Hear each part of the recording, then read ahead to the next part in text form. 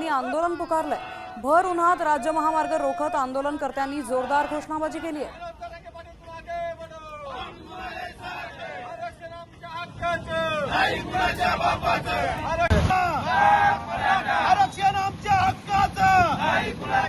खरं तर दुर्दैवी गोष्ट आहे की जरांगे पाटलांना महिन्यापासून सांगितलं की मी उपोषणाला बसणार नाही। सरकारने त्या गोष्टीकडे गांभीर्याने लक्ष देणं गरजेचं होतं।